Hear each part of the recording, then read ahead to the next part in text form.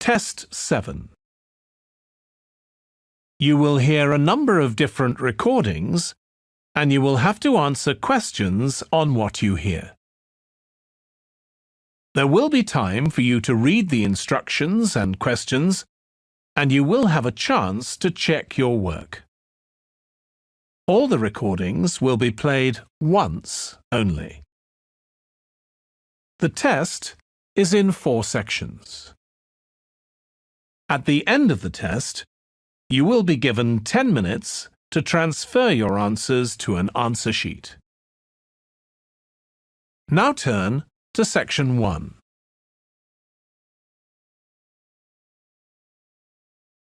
Section 1. You will hear a man telephoning a friend to find out about their local public library. First, you have some time to look at questions 1 to 4.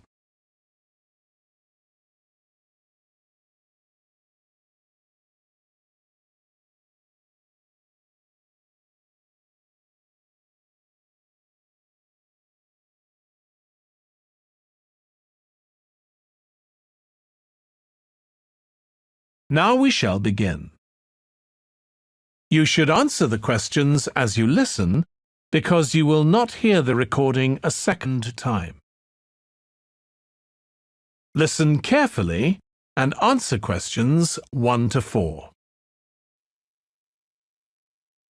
Hello? Hi, Susie. It's Paul here. How are you? Enjoying your new job? You're working at the library, aren't you? Yes, I started when the library reopened a month ago. It's great. Actually, Carol and I have been meaning to join for a while. Oh, you should. It doesn't cost anything, and the new library has all sorts of facilities. It's not just a place where you borrow books. For instance, there's an area with comfortable seats where you can sit and read the magazines they have there.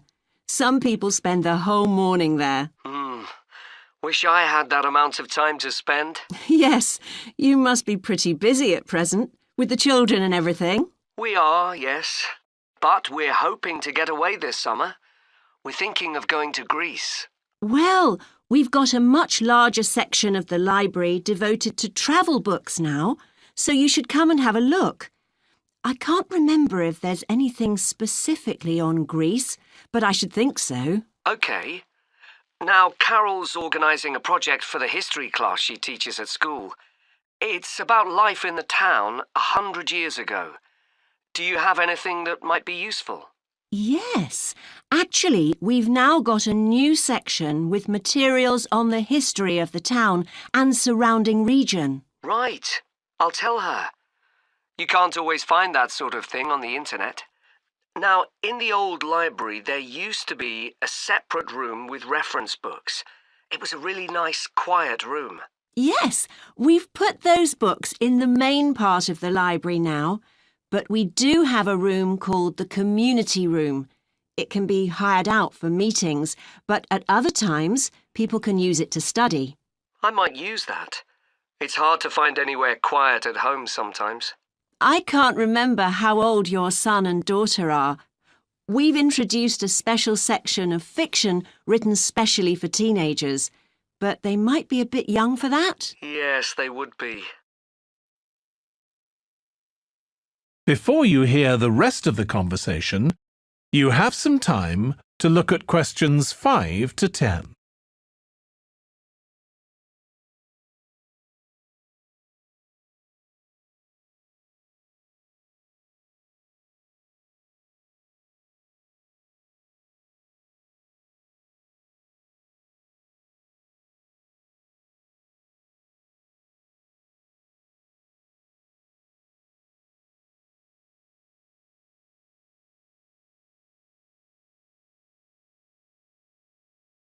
Now listen and answer questions 5 to 10. Well, we do have lots of activities for younger children. Yes? For example, we have a science club. At the next meeting, they're going to be doing experiments with stuff that everyone has in the kitchen, sugar and flour and so on. They might be interested, yes. And we have a competition for children called Reading Challenge. That doesn't begin until after the end of term. They have to read 6 books and they get a certificate if they manage it. So that gives them something to do while they're on holiday, instead of getting bored. That's the idea. And there's special activities for adults too. On Friday, we have a local author called Tanya Streep who's going to be talking about her new novel. It's called Catch the Mouse, and she based the story on a crime that actually took place here years ago. Right. We're not free on Friday, but I'll look out for the book. Now, this probably isn't for you, but we do have IT support available for members. We get quite a few older people coming along who are wanting to get up to speed with computer technology. It's on Tuesday mornings. They don't need to make an appointment or anything. They just turn up. Well, my mother might be interested. I'll let her know. OK. And there's another service which you wouldn't expect from a library, which is a free medical checkup. The hospital arranges for someone to come along and measure the level of sugar in your blood, and they check cholesterol levels at the same time. Really? Yes, but that's only for the over 60s, so you wouldn't qualify. OK. Well, I'll tell my mother. She might be interested. What other information? Well, we do have a little shop with things like wall charts and greetings cards, and also stamps, so you can post the cards straight away, which is really useful. Yeah.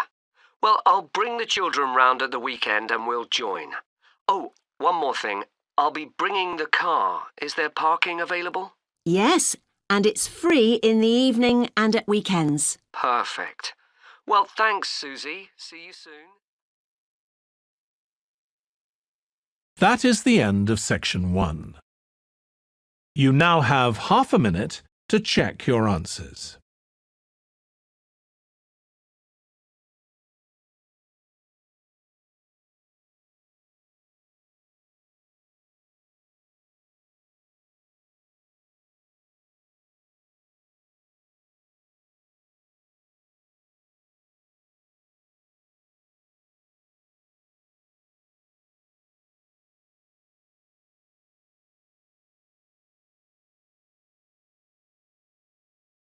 Now turn to section 2.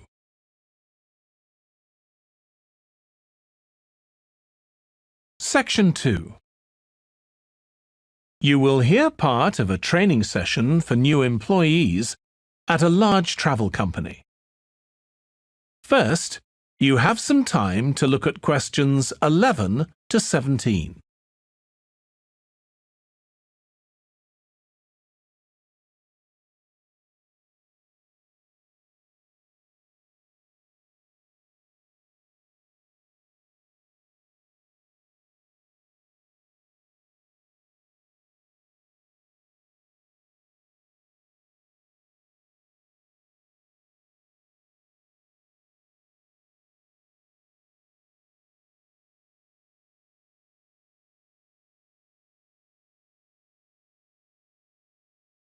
Now listen carefully and answer questions 11 to 17. In this session in your training day, we're going to look at some of the more specialized holidays we offer at BC Travel. Now, the travel business is very competitive, and it's important to be aware of how the market's changing and developing. In terms of age groups, the over 65s are an important market, and one that's increasing steadily year on year. The fewest holidays are taken by the 31 to 42-year-olds, and that figure shows no sign of rising. The biggest market at present is still the youngest group, the 16 to 30s, but this group's also seen the biggest drop over the last few years, whereas there's a noticeable growth in the number of holidays taken by the 55 to 64-year-olds. As far as the 43 to 54-year-olds are concerned, bookings there are steady, but I have to say we haven't seen the increase we expected. One trend we're noticing with nearly all age groups is the growing popularity of holidays in which clients do some kind of specialized activity. I'm not talking here about adventure holidays where clients take part in high-risk activities like white water rafting just for the thrill of it. Activity holidays usually involve rather less high-risk sports or things like art and music. They're not necessarily cheaper than ordinary holidays, often the opposite in fact, but they do often take place outside the main tourist centers, which gives an opportunity for clients to find out more about the local people and customs. And many say this is one of the most positive features of these holidays. Of course, they offer the chance to develop a new skill or talent, but clients often say that more than this, it's the chance to create lasting relationships with other like-minded people. That's the main draw. Let me give you some examples of BC travel activity holidays. Our painting holidays take place in 4 different centers in France and Italy, and they're very popular with clients of all abilities from beginners onwards. We've got an excellent team of artists to lead the classes. Some of them have been with us from the start, and 5 additional ones will be joining us this year so that we can offer a greater number of classes in each center. As far as cooking holidays are concerned, I know a lot of agents offer holidays where clients cook recipes related to one particular country, usually the one they're staying in, but we focus on dishes from a great many different ones. Apart from that, you'll find the usual emphasis on good quality organic ingredients. That's more or less a given nowadays, and there are generally some meat-free recipes included. Our photography holidays take place in a wide range of countries from Iceland to Vietnam, and clients have the opportunity to see some stunning scenery.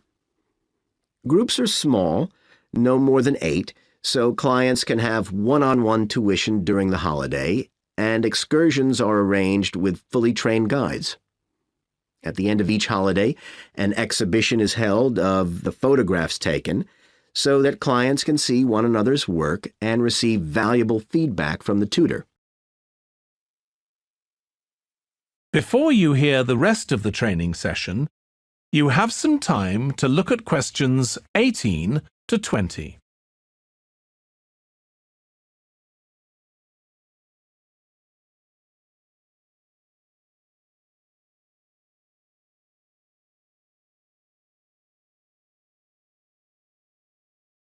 Now listen and answer questions 18 to 20.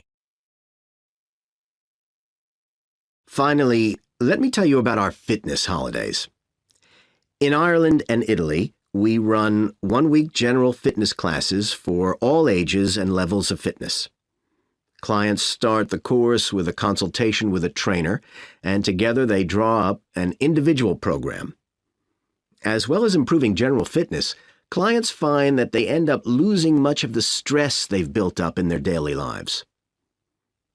In Greece, we have a 2-week holiday for clients who want to do something about their weight. This has all the features you'd expect, like a personalized diet program, but one of its most popular features is that the exercise classes are all held on the beach. People say it's far preferable to being in a gym. Finally, we offer several holidays in Morocco. One very popular one is the mountain biking holiday. Bikes are provided, and there are different routes according to people's ability. We offer one which is tailored to the needs of families, which is particularly popular. Okay, so that's about all the time I have today, so thank you very much. That is the end of section 2. You now have half a minute to check your answers.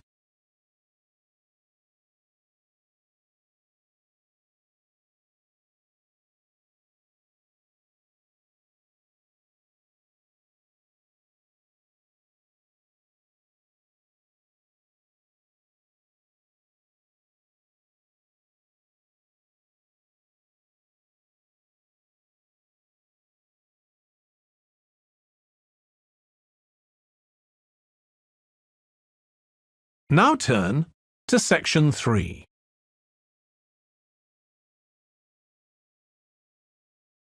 Section 3.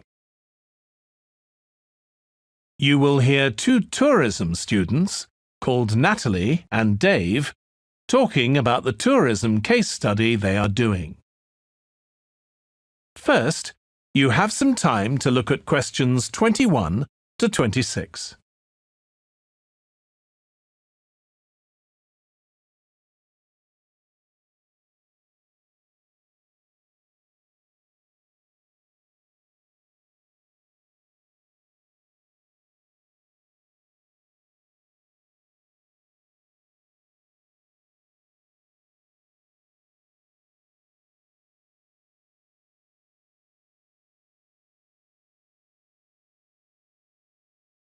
Now listen carefully and answer questions 21 to 26. Dave, I'm worried about our case study. I've done a bit of reading, but I'm not sure what's involved in actually writing a case study. I missed the lecture where Dr. Baker talked us through it. OK, well, it's quite straightforward. We've got our focus. That's tourism at the Horton Castle site.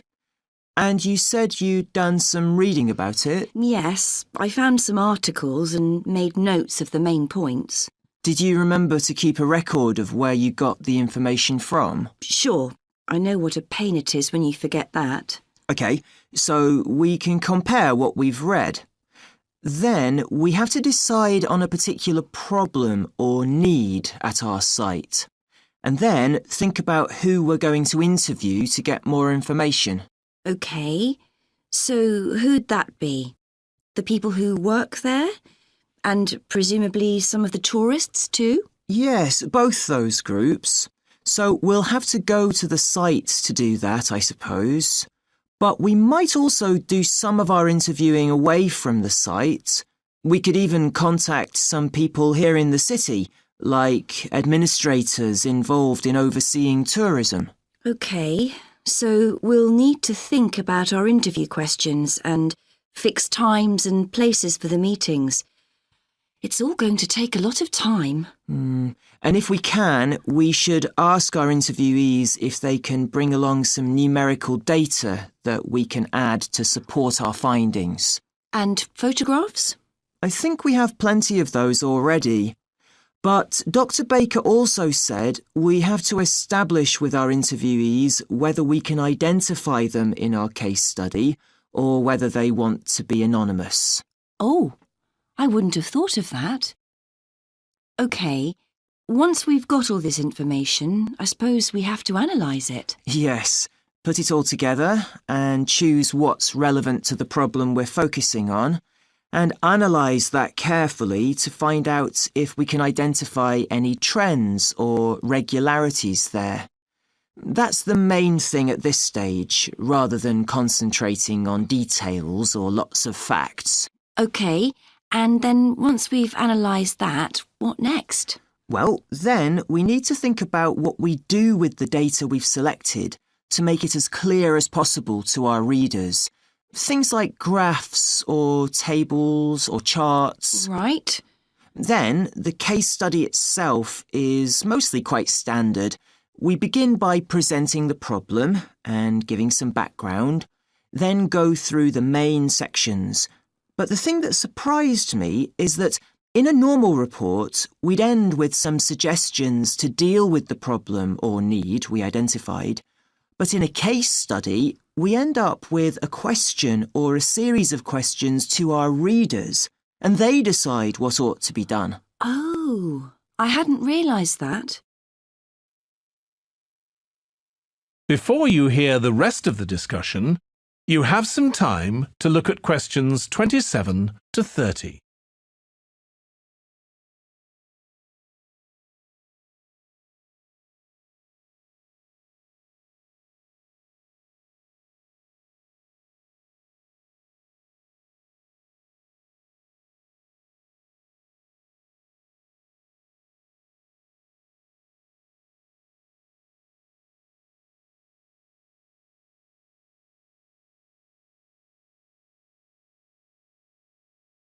Now listen and answer questions 27 to 30.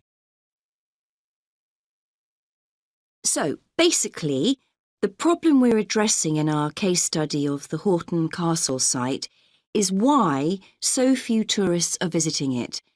And we'll find out more from our interviews, but I did find one report on the internet that suggested that one reason might be because, as far as transport goes, access is difficult. I read that too, but that report was actually written 10 years ago when the road there was really bad, but that's been improved now. And I think there's plenty of fascinating stuff there for a really good day out, but you'd never realise it from the castle website. Maybe that's the problem. Yes, it's really dry and boring. I read somewhere a suggestion that what the castle needs is a visitor centre. So we could have a look for some information about that on the internet. What would we need to know? Well, who'd use it for a start? It'd be good to know what categories the visitors fell into too, like school parties or retired people. But I think we'd have to talk to staff to get that information. OK, and as we're thinking of suggesting a visitor centre, we'd also have to look at potential problems. I mean, obviously it wouldn't be cheap to set up. No, but it could be a really good investment.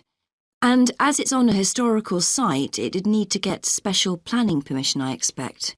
That might be hard. Right, especially as the only possible place for it would be at the entrance, and that's right in front of the castle. But it could be a good thing for the town of Horton. At present, it's a bit of a ghost town. Once they've left school and got any skills or qualifications, the young people all get out as fast as they can to get jobs in the city, and the only people left are children and those who've retired. Right. Something else we could investigate would be the potential damage that tourists might cause to the castle site. I mean, their environmental impact. At present, the tourists can just wander around wherever they want. But if numbers increase, there might have to be some restrictions, like sticking to marked ways. And there'd need to be guides and wardens around to make sure these are enforced. Yes, we could look at that too. OK, well, we've certainly managed... That is the end of section 3. You now have half a minute to check your answers.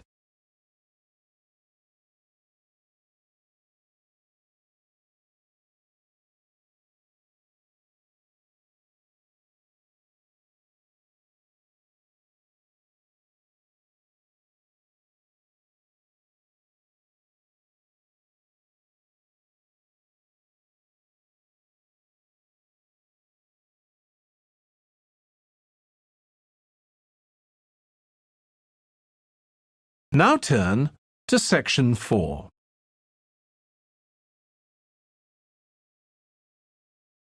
Section 4. You will hear a lecturer on an environmental studies course discussing how birds are affected by environmental change.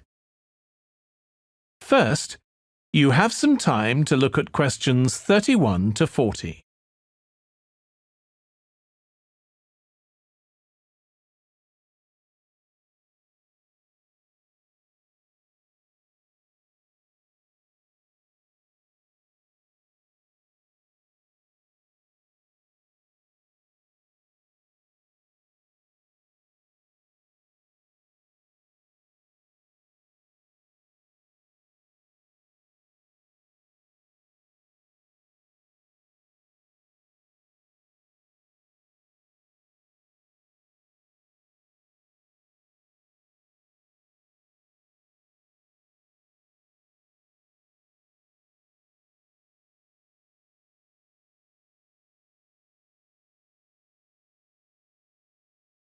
Now listen carefully and answer questions 31 to 40.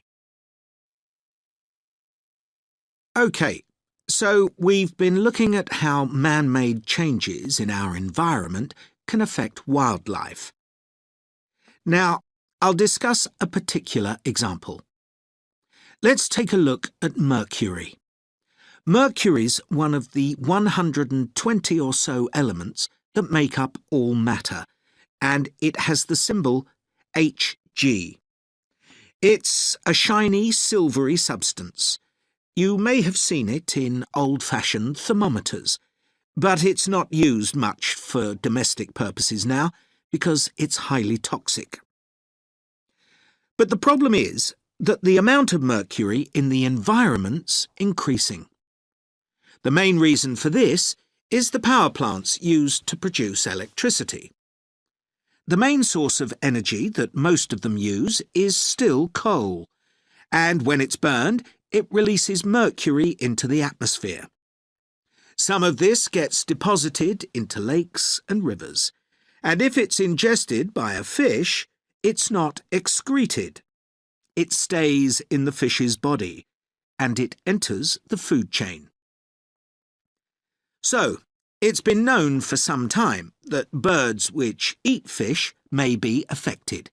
But what wasn't known until quite recently is that those that eat insects can also be affected.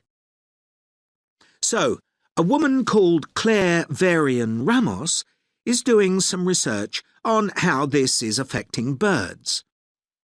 And rather than looking at how many birds are actually killed by mercury poisoning, she's looking for more subtle sub-effects.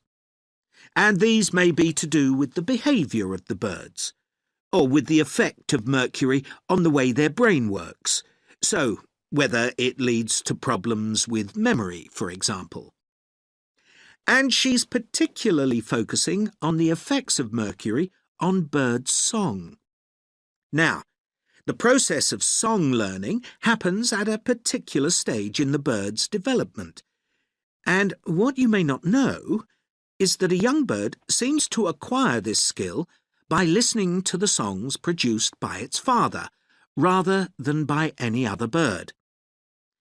And Varian Ramos has already found in her research that if young male birds are exposed to mercury, if they eat food contaminated with mercury, then the songs they produce aren't as complex as those produced by other birds. So, quite low-level exposure to mercury is likely to have an impact on male birds in a natural situation because it can mean that they're less attractive to female birds, and so it can affect their chances of reproduction.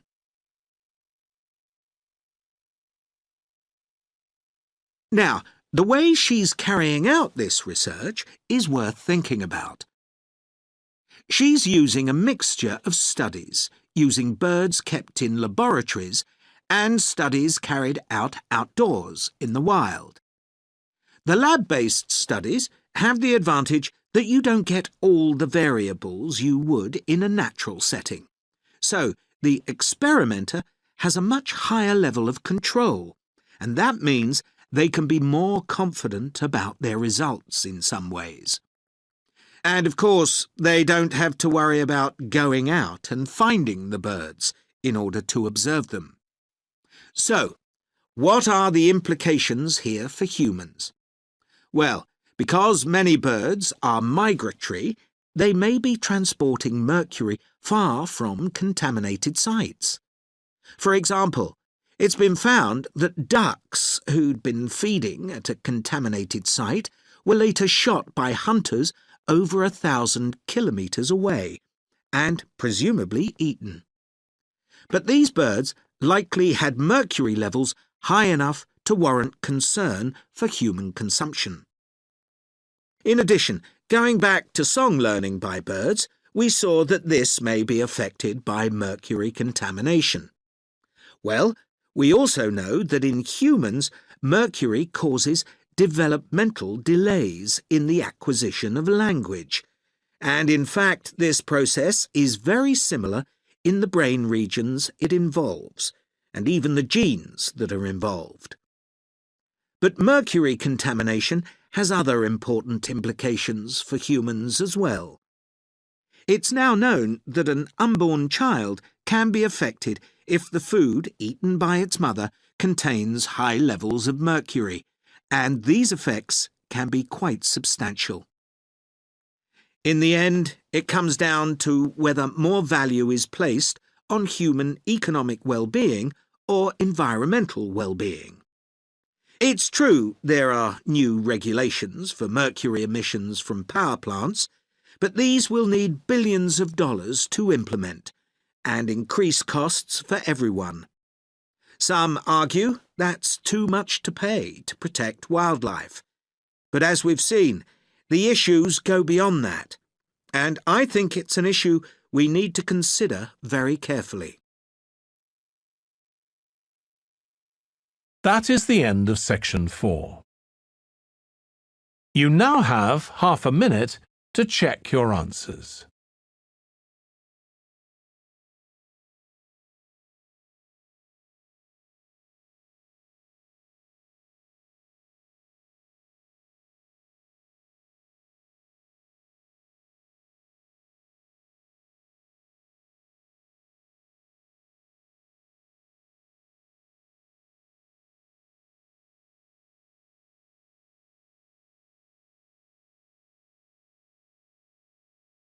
That is the end of the listening test. In the IELTS test, you would now have 10 minutes to transfer your answers to the answer sheet.